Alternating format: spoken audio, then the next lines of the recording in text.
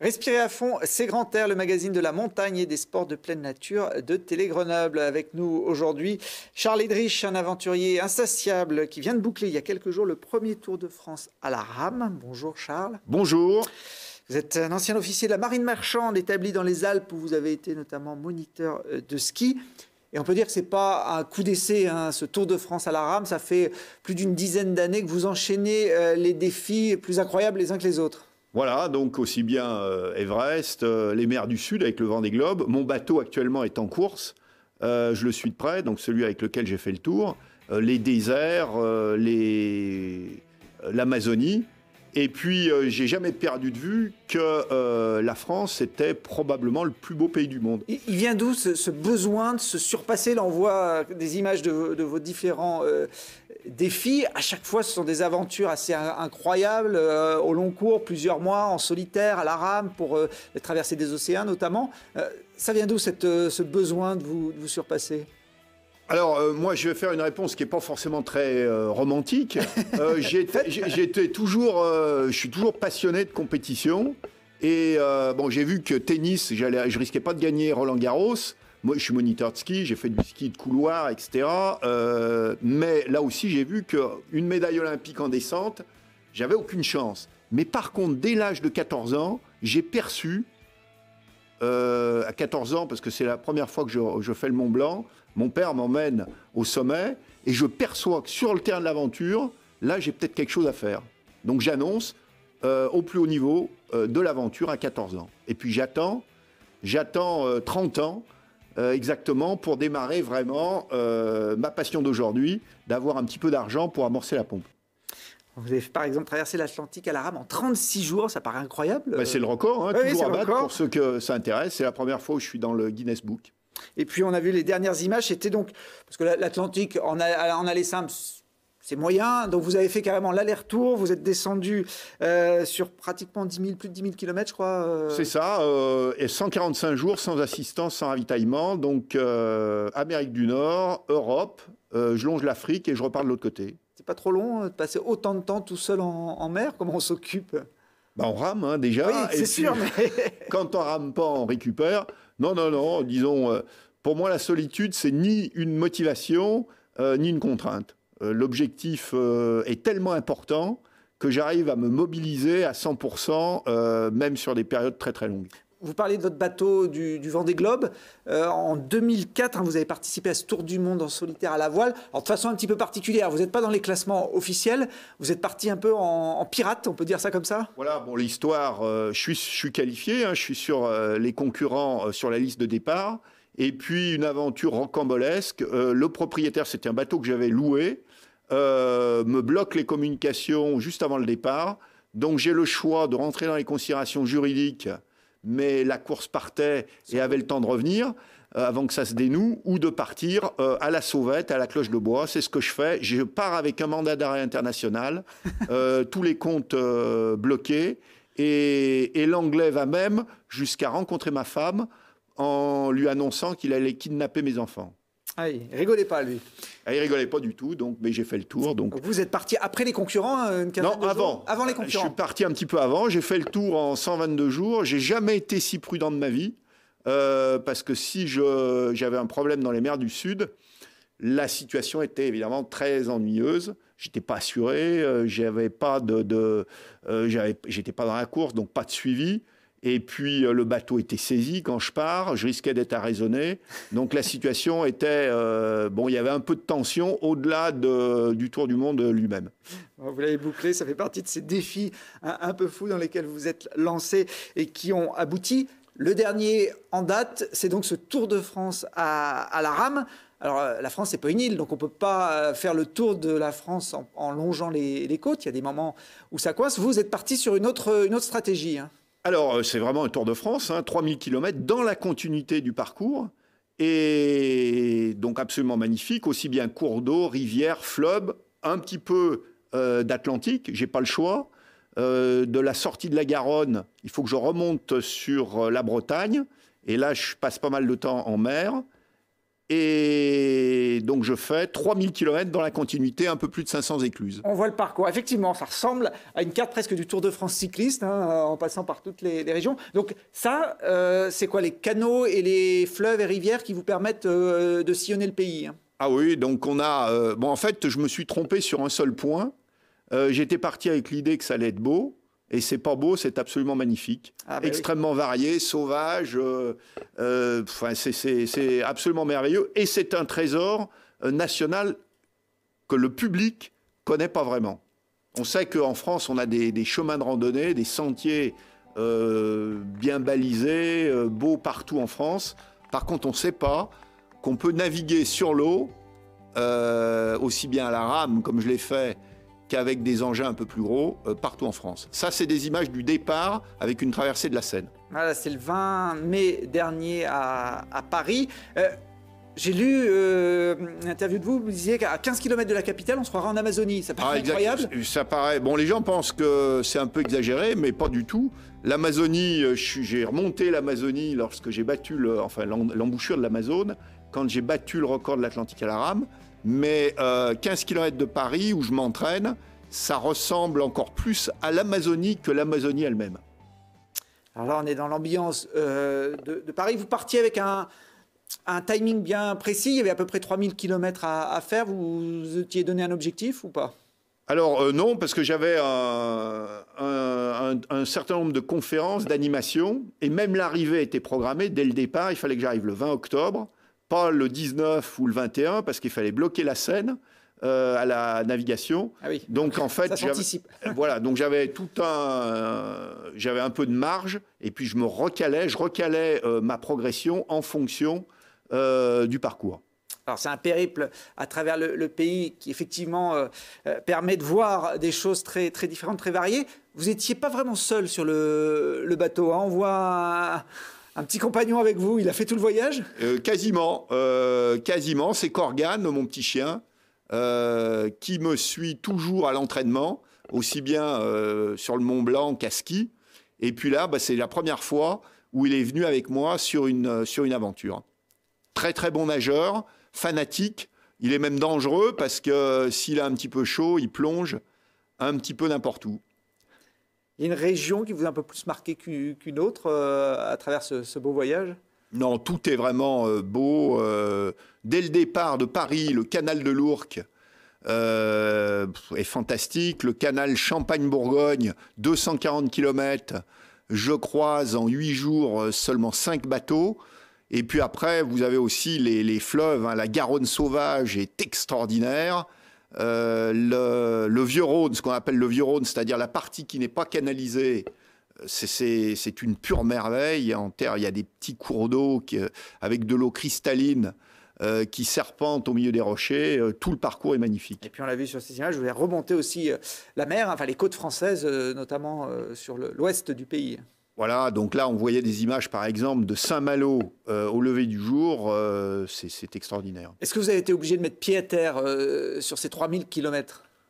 Un petit peu. J'ai dû faire peut-être un peu plus de 10-15 km en traînant mon bateau, parce qu'il y avait quelques barrages sur le Rhône. Il y en avait 13 sur la totalité du parcours, où on ne me laissait pas passer dans les écluses. Donc le bateau, j'ai des petits trous, on le voit là, amovible, que je mets quand je suis dans l'eau, et je tire le bateau pour le remettre après à l'eau très facilement, comme je le fais là. Donc là, vous n'avez même pas besoin d'assistance, vous le sortez, vous le faites rouler. J'ai la pratique, hein. J'ai fait 6000 km avec ce bateau en reliant le Pacifique à l'Atlantique dans les glaces, et c'était la même technique que j'utilisais, pas forcément avec les roues, hein. De temps en temps, je le tractais sur la banquise, et je le transformais un petit peu en traîneau pour rejoindre l'eau vive, la mer ouverte, quand j'avais des blocs de banquise infranchissables. Donc. Alors vous le disiez, vous aviez prévu votre arrivée à Paris le 20 octobre. On voit ces images parce qu'effectivement, il fallait bloquer la Seine. Vous n'avez pas l'air trop marqué. On pourrait presque croire que c'est le début des 3000 km là. Non, mais comme souvent, ça paraît peut-être un peu incroyable, mais je suis plus en forme à l'arrivée d'une expédition qu'au départ. Parce que quand je m'entraîne très peu, parce que ça ne sert pas à grand-chose, hein, sur des aventures, des expéditions très très longues comme celle-là, de s'entraîner beaucoup. Après, au départ, il faut que le corps se mette en route, il faut retrouver des automatismes, par exemple le sommeil, l'alimentation, il faut que les mains se fassent, il faut que le dos se fasse. Donc évidemment, après 5 mois, tout était en ordre de marche. Bon, puis vous avez quand même une grosse habitude de ce genre d'exploit, on l'a dit, les traversées de l'Atlantique dans tous les sens. Et puis il y a 2 ans, vous avez été le premier homme à réussir le passage du Nord-Ouest à la rame. Alors on va regarder où ça se trouve, le passage du Nord-Ouest, grâce à cette carte. C'est tout au nord du globe. Hein. Tout au nord du globe, ça permet, en partant du détroit de Bering, de relier le Pacifique à l'Atlantique en passant par l'extrême nord de l'Alaska et du Canada, donc dans les glaces, la banquise. Pourquoi c'est si compliqué de naviguer dans ces régions ? Alors d'abord, disons la période où la mer est un petit peu ouverte est très très réduite, hein, c'est juillet-août, de temps en temps sur certaines parties c'est quelques semaines. Après, à la rame c'est extrêmement engagé, pour pas dire franchement dangereux. Il y a les ours blancs, il y a les morses qui sont à la limite plus dangereux que les ours blancs. J'ai été attaqué par un ours blanc et par des morses. Et puis après, surtout sur la partie américaine, détroit de Bering, il y a des coups de vent très fréquents et très difficiles à prévoir d'un point de vue météo. C'était le bateau qu'on voit là, c'est le même avec lequel vous avez fait le Tour de France ? C'est le même. J'ai fait simplement une préparation, mais très réduite. J'avais réussi à donner un coup de fusil à l'intérieur. Pour les chasseurs, j'ai du 300 Winchester Magnum pour les ours et pour les bêtes sauvages. Et le coup est parti de l'intérieur. Donc j'avais fait un trou dans le fond du bateau que j'ai bouché. Enfin, ça a pris 10 minutes. Alors naviguer dans ces mers prises par les glaces une bonne partie de l'année, ça demande aussi de l'organisation. Vous l'avez fait en 3 ans, hein, ce tour, en laissant le bateau là où les glaces le stoppaient. Voilà, enfin en fait en 2 ans, hein, donc, mais en 3 saisons. En 3 saisons, voilà. Mais il y a 2 hivernages. Parce que la fonte des glaces, bon, globalement, le réchauffement de la Terre est indiscutable, mais ce n'est pas quelque chose qui est linéaire. Par exemple, en 2014, je suis tombé sur une année, ça paraît peut-être incroyable, où il n'y a jamais eu tant de glace depuis de mémoire d'Inuit, d'Esquimaux, depuis plus de 10 ans. Donc il y a toute une partie qui a carrément pas dégelé sur la saison. On a vu que vous organisiez votre petite vie dans le bateau, parce que c'est long quand même. J'ai passé à bord de ce bateau 165 jours. Alors dans les glaces, si on ajoute les 5 mois du Tour de France à la rame, sur les 3 dernières années, j'ai passé plus d'une année complète à bord du bateau. Et j'ai 1 mètre carré pour vivre. Même pas si on fait une loi Carrez, j'ai 0 mètre carré parce que je ne tiens pas assis. Je suis obligé d'être un petit peu voûté à l'intérieur du bateau. Bon, puis vous n'êtes pas un petit gabarit non plus, donc effectivement, on imagine qu'il faut s'habituer à cette vie. Vous parliez des dangers de la mer, mais des dangers de la terre aussi, avec la faune sauvage, les ours blancs que vous avez pu rencontrer. Mais il faut aussi être capable de gérer un chavirage. Quand on est seul comme ça, on vous voit là en train de vous rétablir. Ça paraît incroyable de pouvoir chavirer, se remettre d'aplomb comme ça en solo. Alors le bateau est conçu hein, pour revenir à l'endroit. Il est par ses propres moyens. Il est auto-redressable, il est étanche. Donc ça m'est arrivé de chavirer. Enfin, disons, on peut pas. Il faut être préparé parce qu'à partir du moment où on a plus de 60 km/h de vent, enfin c'est surtout la mer, mais le risque de chavirage est permanent sur des bateaux de ce type. Et j'ai même réussi sur le Tour de France à la rame de faire encore plus fort. Non seulement j'ai chaviré, mais j'ai perdu mon bateau. Alors je peux raconter l'histoire. Hein. Oui. Bon, je l'ai cherché. Donc mer plate, pas un souffle d'air, soleil radieux. Et puis j'étais un petit peu en avance sur mon programme. J'avais des rendez-vous avec des médias. Précisément, c'était à l'extrême nord de l'île d'Oléron, à la pointe de Chassiron, pour ceux qui connaîtraient. Et puis je vois des vagues à l'horizon qui déferlent. Donc je me dis, chic, je vais aller les surfer, parce que j'arrive à surfer avec ce bateau. Donc ça a été, j'ai surfé pendant 1 heure, 1 heure et demie. Et puis ça montait, les trains de vagues commençaient à prendre de l'amplitude. Je me réjouis, tout d'un coup, je vois 3 vagues arriver beaucoup plus fortes que les autres, mais je ne me suis pas réjoui longtemps. La première, je l'ai surfée, et puis la deuxième, je suis parti au planning, et le bateau a enfourné, c'est-à-dire il s'est pris l'avant dans le fond de la vague, le bateau est monté à la verticale, et j'ai été carrément éjecté du bateau, et puis j'ai vu mon bateau chavirer, alors que j'étais dans l'eau, donc un peu plus loin. Il m'a fallu 1 heure et demie pour récupérer le bateau. dans les courants, etc. Donc là, la pression était pendant 1h30. Bon, j'étais pas en danger absolu parce que j'étais à peu près certain d'arriver à rejoindre la côte À la nage. Mais ceci dit, avec le bateau en mer, c'était pas très glorieux comme expérience. Donc je suis arrivé à le récupérer au bout d'un moment. Tout peut arriver, même sur un Tour de France. Pour revenir sur le passage du Nord-Ouest et donc cette faune sauvage, on voit là, c'est vous qui faites ces images d'ours blancs. Alors, les ours blancs, il y en a énormément. Par un moment, j'en compte 16 autour de moi. La plupart du temps, il n'y a pas de problème. Mais de temps en temps, s'ils ont faim, ils vous perçoivent comme un casse-croûte. Donc, oui. Le danger est terrible. Donc... Et puis, il y a comme animaux dangereux, il y a aussi, là c'est un phoque qu'on vient de voir, donc ça en principe c'est pas trop dangereux, mais extrêmement dangereux, ce sont les morses. S'ils décident de vous attaquer, il faut vraiment faire attention. Les baleines aussi, ça peut, quand on a une petite embarcation comme ça, on ne doit pas avoir envie de les croiser, si? Alors, les baleines, c'est absolument extraordinaire, c'est jamais agressif, sauf peut-être les orques. Mais par contre, j'ai été soulevé par une baleine sur ce bateau. Ah oui, carrément. Mais pas par... la baleine voulait jouer, sans doute, même certainement. Mais ce n'est pas le moment où j'ai été le plus effrayé, si on peut dire. Le moment où je suis le plus effrayé, je raconte un petit peu le contexte.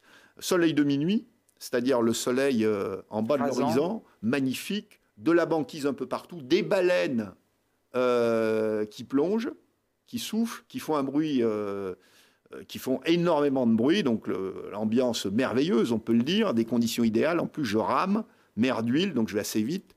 Et puis tout d'un coup, sans que je l'ai vu arriver, il y a une baleine qui monte à la verticale le long du bateau. Je lève la tête et je me revois encore, je vois un œil, et je me dis, bon voilà, donc si elle retombe sur le bateau, c'est la fin. Et en fait, elle est retombée, alors j'ai été éclaboussé, et puis elle est partie. Le premier village esquimau dans lequel je m'arrête, je raconte mon histoire, et les Esquimaux me disent, ben oui, en fait, ce qu'elle a fait, la baleine, elle a voulu voir ce qui se passait, et le seul moyen pour elle, c'est de sortir de l'eau à la verticale. Elle est venue voir et elle fait un clin d'œil, elle est repartie. On voit des arrivées, votre arrivée, la finale, ça, dans un autre village d'Esquimaux. Ça, c'est Point Inlet, donc vraiment l'arrivée après 6000 km. C'était la traversée la plus difficile que vous ayez fait parmi... Alors, la plus difficile, physiquement, pas forcément. Hein. Bon, c'était dur, mais c'était certainement, de toutes les aventures que j'ai pu mener, la plus dangereuse, la plus aléatoire, la plus compliquée. Liée donc à la glace, liée à l'incertitude, j'avais pas vraiment de référence. Même les tenues, là, on me voit... là, en fait, c'est une tenue de montagne, hein, de Gore-Tex. Mais il a fallu tout tester, bon, j'étais parti avec des vêtements de kayak, des vêtements de canyoning, et ça va pas du tout parce que c'est pas vraiment respirant. Donc, tout était sujet à test, à discussion, donc sur cette expédition. Alors, on vous a vu dans les glaces polaires, mais vous aimez bien également tester vos limites dans le chaud, voire dans le très chaud. En 2015, vous êtes lancé le défi de traverser le désert le plus chaud de la planète, comme ça, à pied, en autonomie complète. En autonomie complète, donc sur ce chariot, donc j'ai 150 kilos au départ, d'eau et de vivres, un peu de matériel. Et je fais 1300 km sans assistance, traversée intégrale du désert le plus sec du monde. L'Atacama, ça se trouve dans les montagnes de la Cordillère des Andes. C'est ça, Chili, direction nord-sud. Et pour donner une petite idée de la difficulté physique, en 32 jours, donc je fais une moyenne d'un peu plus de 40 km par jour, je perds 15 kilos. Là, dans ce chariot, vous aviez tout, même de quoi boire pendant aussi longtemps? J'avais, à son maximum, j'avais 80 litres d'eau. Alors, sur les 1300 km, sur les 400 premiers, j'arrive à trouver des petits filets d'eau dans le fond des canyons. Et après, il y avait un peu plus de 800 km sans strictement aucun point d'eau possible. Et vous savez fait comment alors Alors, c'est facile, hein, donc 80 litres d'eau. Je consomme... Je ne calcule pas à la journée, mais je calcule comme une voiture ou un camion, ma consommation 100 km. et je consomme 11 litres au 100. Donc avec 80 litres d'eau, j'ai une autonomie d'à peu près 800 km. 11 litres au 100, c'est pas mal comme consommation. Très bien. D'autres aventures, Charles, en projet, j'imagine, parce que quand on en fait comme ça, de façon aussi intense, on ne peut pas s'arrêter. Alors, c'est pas les idées qui me manquent, hein. J'ai 42 projets dans les tiroirs. 42. Voilà, la prochaine, pour l'instant, je ne l'ai pas encore choisie. Ça va dépendre de mes partenaires. Mais il y en aura une grosse en 2017, comme je l'ai fait maintenant chaque année depuis que j'ai démarré sur cette passion. La seule, par contre, que je peux vous donner à date certaine, c'est la 42e. Le 3 mars 2058, je m'attaque au fabuleux record de Robert Marchand. Qui fait du... Qui a le record de l'heure.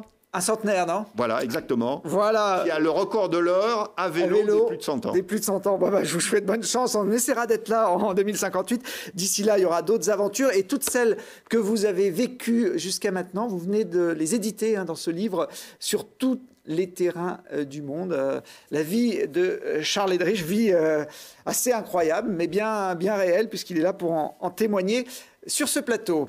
On passe à l'écodécime.